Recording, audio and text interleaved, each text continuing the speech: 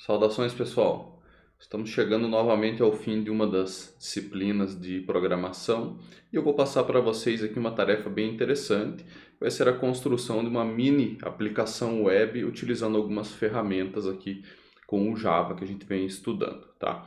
No semestre passado a gente fez essa mesma atividade utilizando o Swing, né? Construímos ali uma interface gráfica desktop, né? Então uma aplicação que rodaria offline, sem maiores complicações, né? Então, para fazer alguma coisa diferente, agora a gente vai construir uma aplicação web usando algumas ferramentas que são as mesmas, né? Só que eu vou utilizar uma abordagem um pouco diferente e outras ferramentas que são novas, né? Então, eu dividi esse conteúdo em dois vídeos, né? Aqui no primeiro a gente vai falar só sobre a parte de banco de dados, vamos configurar o projeto e fazer funcionar o banco, né? E no segundo vídeo a gente passa para o framework web, tá?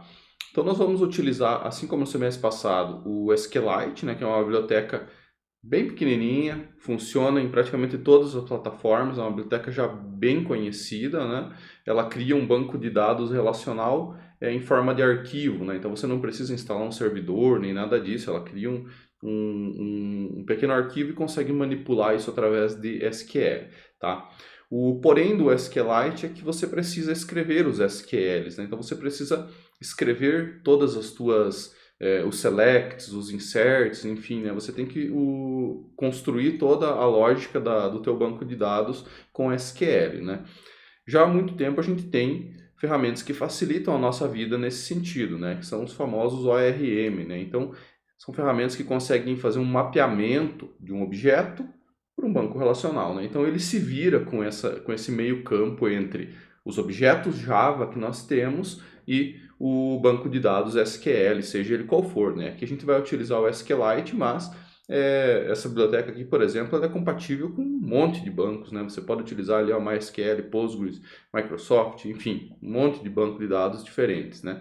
E eu acho bastante interessante porque ela simplifica muito a vida. Você consegue definir os teus modelos diretamente lá nas classes Java, né? Não precisa ficar escrevendo SQL por fora, nem nada disso, né? Então, eu vou mostrar para vocês aqui um pequeno tutorial que eu construí. Já deixei tudo mastigadinho aqui para ficar fácil de construir o projeto e começar a trabalhar, né? Então eu vou seguindo ele junto com vocês aqui, a gente vai instalar as ferramentas primeiro. Então vamos lá, pessoal. O primeiro passo aqui é a criação de um novo projeto, né? Eu estou usando a IntelliJ IDEA, né? Como a gente já utilizou no restante da disciplina, nos Code Days e tudo mais, né? Então eu vou criar um projeto Java normal. Vou selecionar aqui a opção para a gente ter um projeto Command Line App, tá?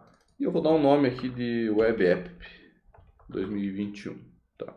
O pacote base aqui, eu vou deixar ele como controller, tá? Só para a gente já ter alguma relação lá com o modelo MVC. A gente não vai seguir à risca tudo, né? Eu não pretendo implementar coisas muito complexas, mas é bom a gente começar a organizar em pacotes aqui as nossas classes, tá? Então o primeiro passo de todos aqui, pessoal, é adicionar essas bibliotecas, né? Então nós vamos começar com as duas relacionadas ao banco, né? Depois a gente instala as outras bibliotecas lá do framework web. Então eu já deixei, pessoal, aqui a string que faz a busca da dependência, né? Então há bastante tempo já nós temos ferramentas que fazem esse gerenciamento de dependências, né? Eu deixei todos os prints lá no tutorial para vocês. Vocês vão encontrar aqui uma aba de bibliotecas, né? Libraries. E vocês conseguem adicionar ou bibliotecas Java, que você tem que fazer o download dela, salvar numa pasta e incorporar aqui no teu projeto, né? Ou deixar aqui um gerenciador de pacotes faça isso por nós, né? Então, no caso aqui, a gente pode utilizar o Maven, né? O Maven é bem famoso, até deixei aqui para quem tiver curiosidade, né? Existem repositórios que você pode pesquisar por bibliotecas ali, escolher versões e tudo mais. E o que nos importa é a dependência aqui, tá? Eu já deixei para vocês pronta a string para vocês não precisarem ficar pesquisando lá em repositórios nem nada. Então são duas aqui, ó.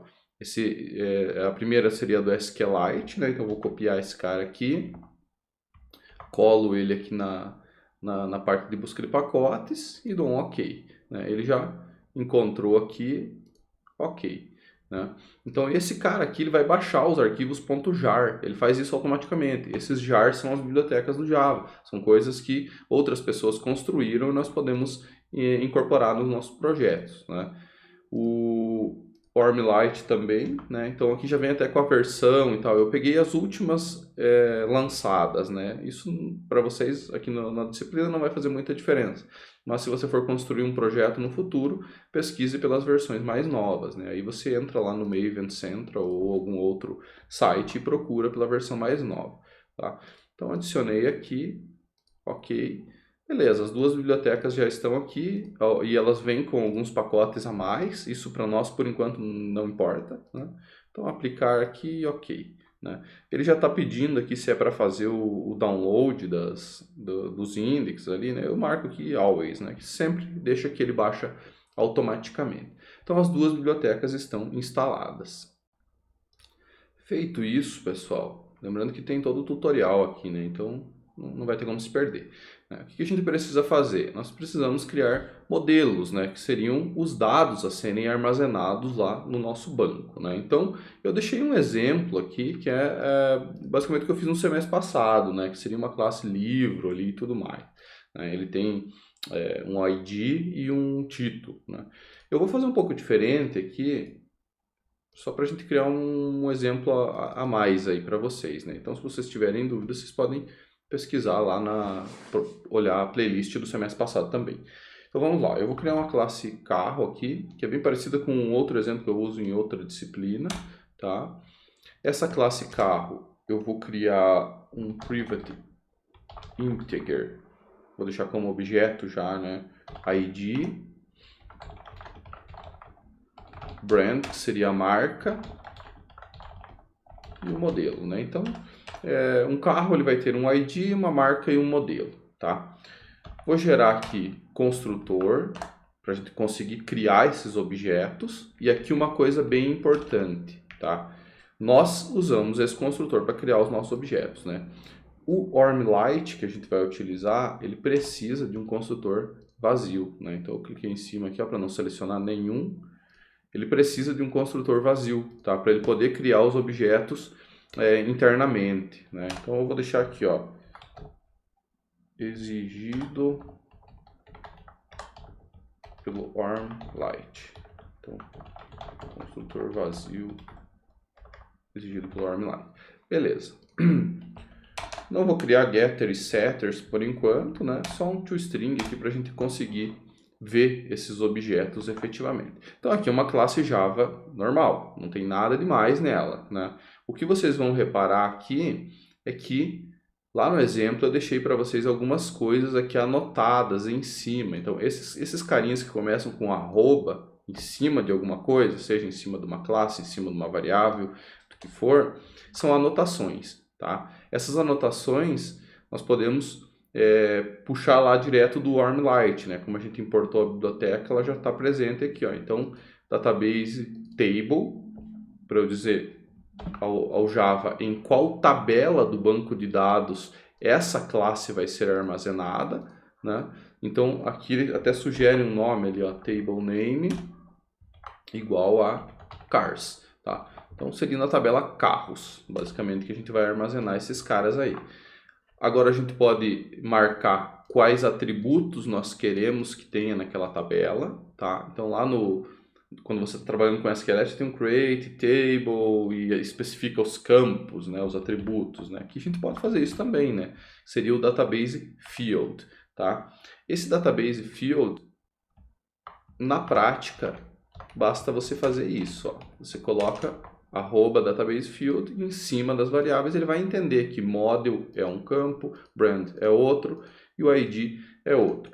A única diferença aqui é que no ID nós temos que sinalizar o Java dizendo, olha, esse cara vai ser a primary key lá no meu banco, né? Então ID igual a true no campo ID, tá? Então o nosso banco é isso. Na verdade o nosso model está pronto. Ele já sabe quais atributos ele tem e reparem que é uma classe Java normal, só que eu fiz umas sinalizações para o Java dizendo, olha, eu quero que você crie uma tabela no banco, eu quero que tenha esse campo, aquele outro, e a partir disso o Ormlite e o SQLite vão conversar entre eles e vão fazer toda a mágica ali por trás, tá?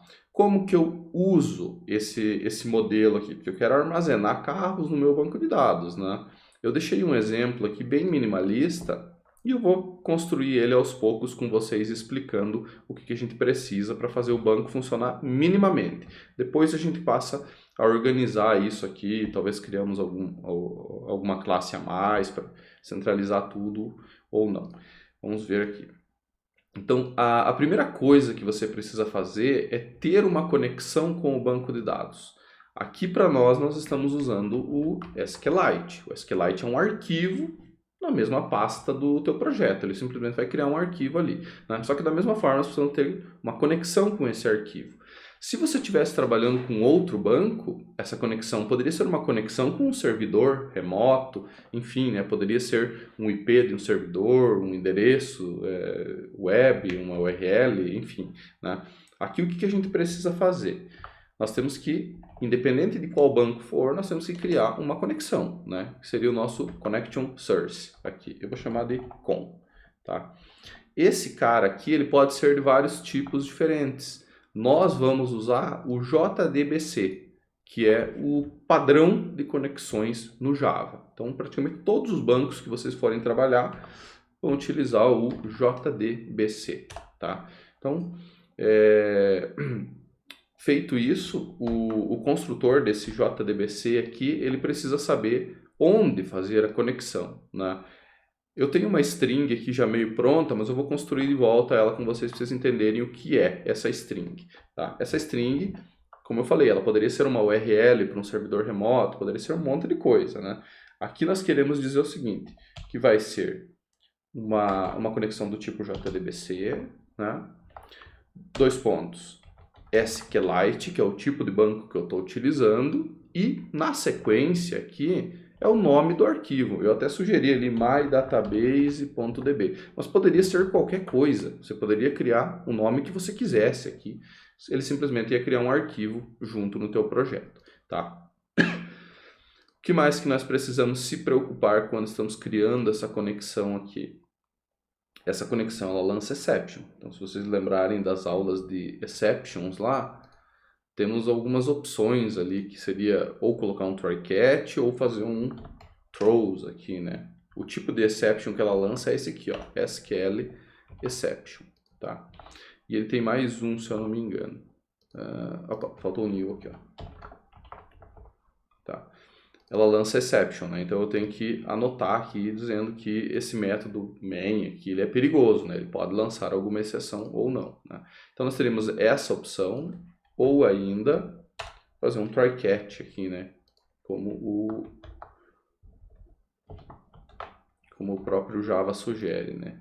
Aqui nesse balãozinho, surround with try catch, tá? Então as duas opções são válidas, né? Se você quiser fazer o try catch e testar o erro aqui, também dá, né? Não teria problema nenhum. Ou deixa o throws aqui, que aí simplesmente se acontecer algum erro, o teu programa trava, né? Não tem muito o que fazer, tá?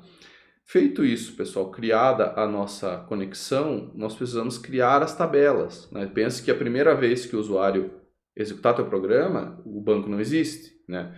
Então, o que nós podemos fazer aqui? Nós podemos usar o table utils, que vem lá do ArmLite também, né? Ele tem várias opções aqui, né? O que me interessa é essa aqui, ó, create table if not exists. Então, se a tabela não existir, significa que é a primeira vez que ele está executando aquele código, ele vai criar a tabela, né? Então, isso aqui faz a inicialização do banco, né? O que ele precisa aqui? A nossa conexão, e ele precisa saber qual tabela criar. Qual tabela que vai ser? Vai ser a tabela relativa à nossa classe carro. Olha só que interessante, eu não fiz new car aqui, eu só disse para o Java o seguinte, é essa classe, então car.class. Com base nisso ele vai entrar aqui e vai descobrir que ele tem que criar uma tabela cars com esse ID e assim por diante, tá? Então o table utils funciona dessa forma, certo? E agora, como é que a gente usa esse banco de dados aqui? Nós só fizemos a conexão com ele. Nós não estamos usando o banco ainda. Esse banco, ele utiliza um conceito chamado DAO, Data Access Object. Então, é um objeto que faz acessos ao banco. Você não faz acessos ao banco. Quem faz é esse objeto. sempre, tá? Esse objeto aqui, ele pede duas coisas, né? Eu preciso ter um para cada model. Se eu tivesse carro, furgão, não sei o que, várias tabelas diferentes, eu precisaria ter vários DAOs, tá? Aqui nós temos um só, né? Então vai ser car.class, tá? E na sequência eu preciso... Opa, é só o sem o .class aqui, tá?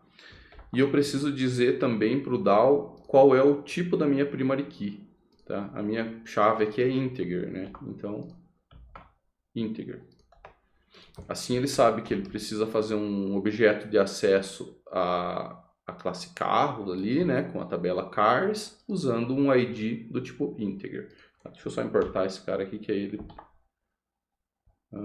vai ter que criar aqui, tá? Agora ele importa.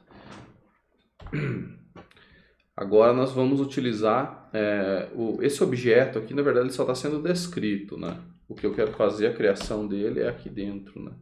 Dentro do try-catch, para evitar qualquer problema, né? Esse nosso DAO aqui, ele é criado através de um DAO Manager, né? Então nós temos um objeto responsável por criar DAOs, basicamente é isso, tá? Então DAO Manager.createDAO. Deixa eu fazer aqui, DAO igual a DAO Manager.createDAO, né? Ele precisa saber qual conexão utilizar, e aqui vem a classe, né? Então é o car.class. Então aqui eu fiz toda a inicialização do meu banco e deixei um DAO pronto, né? Esse DAO inicialmente é nulo, só que aqui dentro do try-catch ele faz a inicialização, né?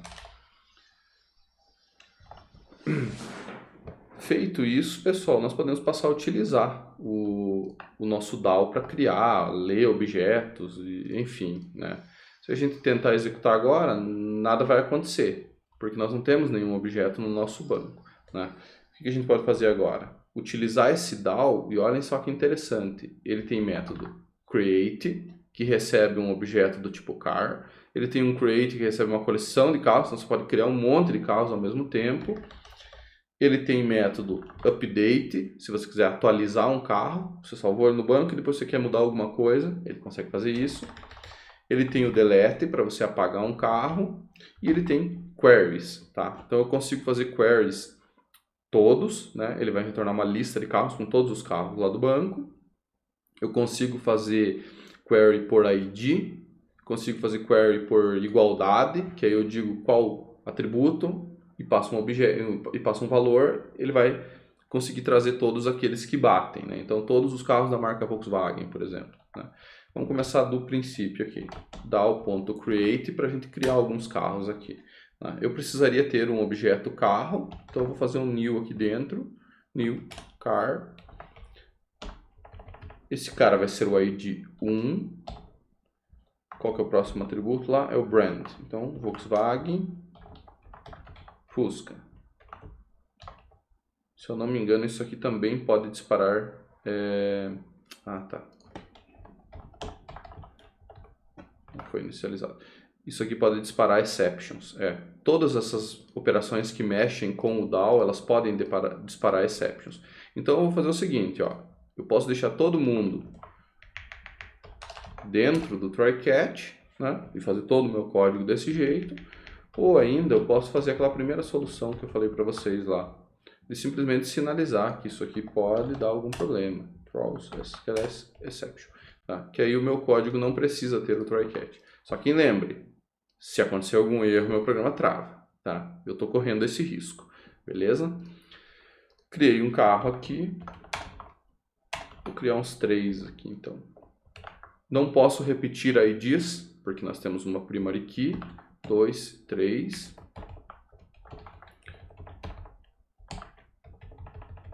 Só estou mudando alguns valores aqui. Ford F1000. Tá? Então ele criou 3 carros ali no nosso banco. Se a gente executar agora, eu não vou ver nada, né? Porque eu simplesmente mandei ele criar esses carros. Eu consigo saber aqui, ó, que ele executou uma SQL, ó, insert into cars, blá blá blá, todos os valores ali que a gente passou, tá? Então a gente consegue ver a criação do banco também, né? E a inserção desses 3 valores. Se eu tentar executar de volta, ele já vai disparar uma exception no primeiro cara. Esse aqui já vai dar uma exception.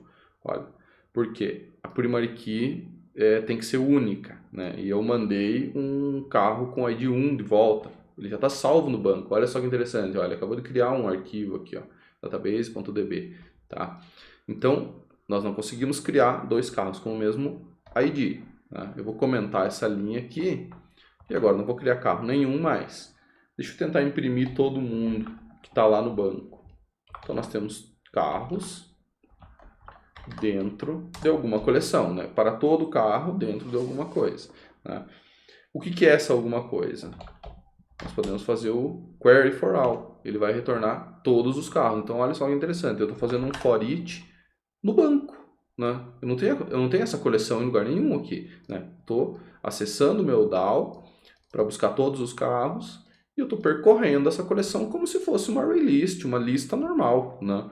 Então, se eu fizer um print aqui, ó, é uma lista normal que eu estou fazendo um for, percorrendo. Então, o banco ele fica bem transparente para nós, programadores, nesse sentido. Nós não precisamos fazer todo aquele processo de fazer um select lá no banco, ele vai me trazer as linhas, aí detectar quais são os atributos, nem nada disso, né? Olha só, ele volta um objeto car, né? Ele voltou 3 aqui, na verdade, porque nós tínhamos 3, né? Olha só que interessante.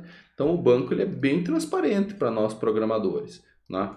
Se eu quiser deletar um carro qualquer, né? Primeiro eu poderia utilizar o DAO. Posso fazer um delete by ID aqui, por exemplo. Quero deletar o carro 3. E aí deixa eu repetir essa query aqui embaixo, só para a gente poder ver se mudou algo no banco. Executo esse cara. Se esse ID existir no banco, ele vai excluir. Olha só, imprimiu os 3. Aí ele fez algumas operações aqui, né? Ele fez até um delete em algum lugar, aqui ó, delete from cars where ID igual, interrogação. Ele nunca passa os IDs publicamente como string, né? Então ele injeta eles dentro de um objeto que vai preparar a tua SQL para ser executado, né? Então por isso que a gente não vê aqui esses IDs, né? Mas enfim, funcionou. 1 e 2. O carro número 3 não existe mais. Olha só a importância de nós termos o try-catch quando vamos fazer operações menores assim. Aqui eu estou assumindo que todo esse bloco é perigoso, se vocês lembrarem lá da aula de exceptions. Se eu tentar fazer um delete aqui de volta, esse cara não existe. Vamos ver o que vai acontecer. Ah, não, ele não deu erro nenhum porque simplesmente o where falhou, né?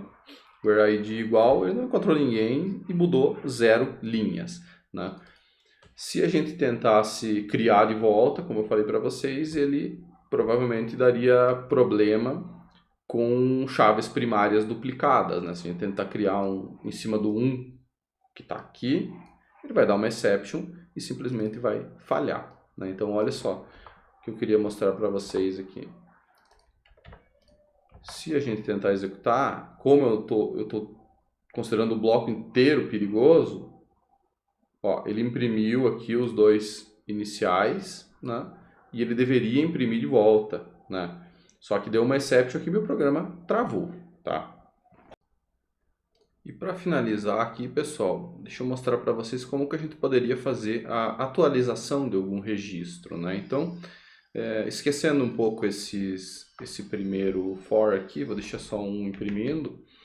A gente pode resgatar objetos lá do banco, né? Então deixa eu criar aqui car from db, né? Que é o carro que veio lá do banco de dados. Então DAO.query, nós podemos fazer um query for ID aqui, por exemplo, né? Deixa eu ver qual deles que ainda está, o 1 e o 2, né? Então deixa eu trazer o 1 aqui, por exemplo, né? Esse aqui é um objeto carro lá do banco, né? Então a gente poderia até imprimir ele separado aqui, né? Tendo esse objeto em mãos, a gente consegue manipular ele normalmente, né? Então aqui, ó, a primeira impressão, né? O objeto 1, né? E depois as duas impressões lá que vem do for. Tá? Deixa eu só criar um cara a mais aqui, ó. Deixa Deixa eu fazer um getter e setter para todo mundo aqui, menos o ID, né? O ID eu não posso mudar, porque é o mesmo ID lá do banco, né? Uma vez que você cria o objeto, ele não pode mudar mais, tá? Então, eu fiz um getter e setter para todas as coisas ali. Esse carro que a gente imprimiu é um Volkswagen Fusca, né? Então, car from DB. Vamos fazer aqui, ó, um set brand Fiat e set model Uno, tá? Se a gente só imprimir esse objeto aqui, olha só que interessante, ele vai ser impresso atualizado, né? Olha aqui, ó, Fiat Uno. Só que quando eu faço a iteração lá usando o banco, nada mudou, porque eu não avisei o banco ainda que as coisas mudaram, tá? Então o que a gente precisaria fazer aqui? Utilizar o nosso DAO no método update e nós passamos o carro atualizado lá para o banco. Então olha só como é fácil manipular o banco de dados dessa forma. Olha aqui, agora a iteração já trouxe o Fiat Uno. Eu não preciso me preocupar muito com detalhes do banco. Eu tenho um objeto, eu mudei as características dele e só avisei o banco lá. Eu utilizei o meu DAO e falei, olha, atualiza esse registro, mandando o próprio objeto. Não preciso fazer o meu SQL manualmente aqui, que é o foco dessa aula, né? Então, o OrmLite ele se encarrega de fazer essas SQLs para nós. Nós só precisamos utilizar os métodos, né? Então, nós vimos aqui como criar objetos, create. Nós vimos como carregar os objetos de volta, né? Através do query aqui, ou por ID, ou query all, né? Tem mais algumas opções de query que vocês podem explorar. Então, carregar objetos. Nós vimos como atualizar objetos e nós vimos como deletar objetos, né? Então nós fizemos o famoso CRUD, tá? Create, Read, Update e Delete, tá? Com isso aqui nós já temos uma base para construir a nossa aplicação web usando o framework.